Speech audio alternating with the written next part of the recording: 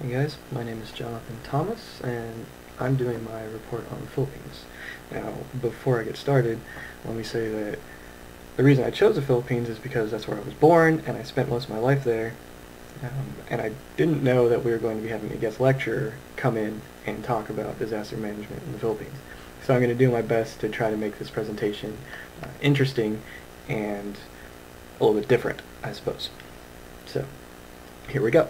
The Philippines, in case you don't know, the Philippines is a small island nation in Southeast Asia. It's made up of about 7,107 islands, give or take the current height of the tides. Some of them are pretty small, but because of its location, it's very susceptible to lots of different kinds of disasters, and so there's been disaster management in some form or another in the country for quite a while. So kind of to set the stage of the history of that, here's a real quick history lesson. The Philippines was discovered by Magellan, who died there, and it was under Spanish rule for about 300 years. Then it was given to the Americans after the Spanish-American War, and it became a commonwealth in 1935, before it was occupied by the Japanese during World War II, and eventually it became independent in 1945. Now, formal disaster management really began during the Commonwealth period, when the Civilian Emergency Administration, CEA, and the National Emergency Commission, NEC, were created in order to aid people in the event of a disaster. Now get ready for a lot of acronyms. The Civil Defense Act of 1954 turned the NEC into the National Civil Defense Administration, NCDA, and it also created the National Civil Defense Council, which is the NCDC. In 1968, the National Committee on Disaster Operation was formed, the NCDO, and that was formed in order to coordinate disaster management operations. In 1970, the Philippine government formulated the Disaster and Calamities Plan, which created the National Disaster Control Center, NDCC, which became, in 1978, the National Disaster Coordinating Council, NDCC as well. And the NDCC is the current governing organization for disaster management in the Philippines. Now, that same decree that created the NDCC also created regional disaster coordinating councils as well as local councils. So RDCCs and LDCCs. Now, you could have either provincial, city, municipal, or barangay disaster coordinating councils. And a barangay is kind of the smallest political unit that you can have in the Philippines. It's sort of like a district or a small village, I guess. The local officials for each council staff the council. So people from the city staff the city coordinating council, and people from the barangay staff the barangay coordinating councils, and so on and so forth. Except for at the NDCC level. The NDCC is made up of a number of different government officials, such as the Secretary of Health, Agriculture, and the Chief of the Philippine Armed Forces, the Secretary General of the Philippine National Red Cross, among others. The Philippine National Red Cross has been the most active NGO when it comes to disaster management, and they've been part of the Philippine disaster management system since the Commonwealth era. Other NGOs work on specific disaster management needs and at smaller levels. The PNRC is by far the largest and the farthest reaching.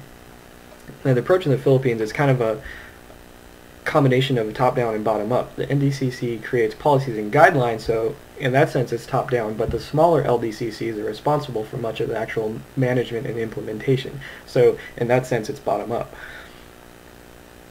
Each LDCC, even down to the smallest unit, is required to maintain an emergency operations center and keep it fully staffed with various services such as fire, police, communications, rescue and evacuation, and other emergency operations. So there's a heavy focus on local responsibility and utilizing local resources in order to respond to disasters.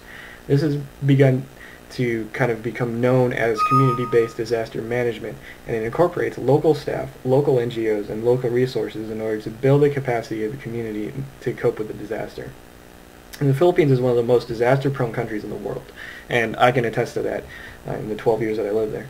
It's affected by typhoons from the Pacific, which, as us in Florida know, those bring storm surge, heavy winds, and heavy rains, and those rains cause flooding. About 19 or so typhoons can affect the Philippines each year. Now, there's also seasonal typhoons, which can cause flooding and landslides. And the Philippines sits on the edge of the Pacific Ring of Fire and has 220 volcanoes on the islands alone. Only 22, but are known to be active, but that's 10%. It's quite a large proportion. Earthquakes occur regularly because it sits at the convergence of the Philippine tectonic plate, which is a tiny little plate, and the big old Eurasian plate. Those are the major disasters that affect the country, but to kind of give you an idea, here's what the NDCC reported for the years from 1995 through 1999, which is only a 5-year span. They reported that there were 37 typhoons, 143 floods, 49 landslides, 38 tornadoes, 87 earthquakes, 1 volcanic eruption, 5 droughts, and 23 pest infestations. And that's only in 5 years. And that doesn't even include some of the most devastating disasters of that decade. At the beginning of the decade, there was a 7.7 earthquake, which hit in July 1990. There was a Category 5 super typhoon, Typhoon Ruping, also known as Typhoon Mike, hit in 1990 as well in November, and Mount Pinatubo erupted in June 1991, which was one of the most devastating volcanic eruptions in the past 100 years. So some of the challenges the Philippines faces in disaster management is that while local governments are given a lot of responsibility, their capacity is not increased accordingly, mostly due to lack of funding and lack of training. NGOs are starting to address the latter issue of training by taking on the role of capacity building and doing what they can to help the communities to lower their vulnerability to disasters. Funds from the different calamity funds, which each council is required to have, cannot be utilized until a calamity is declared, and there's certain requirements that need to be met in order for a disaster to be considered a calamity. However, those funds can be utilized for mitigation projects, which is a recent development up until a couple of years ago. Previously, it was only for disaster response.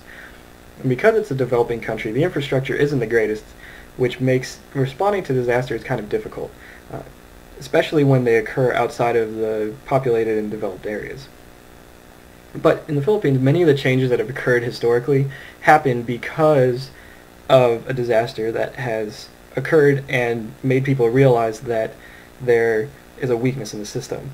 And this was the case for the creation of the Disaster Calamities Plan, which formed the NDCC as it is today. So the Philippines has a history of learning from some of the mistakes that they've made, but some people are saying that that's all they do, and the government is too reactive and not proactive. And so that's one of the things that the government is trying to work on now, is how to prepare ahead of time for disasters rather than just reacting to them when they happen. So that's the Philippines disaster management system in a really small nutshell. So I hope you enjoyed the presentation. Alis nako, ingat ka!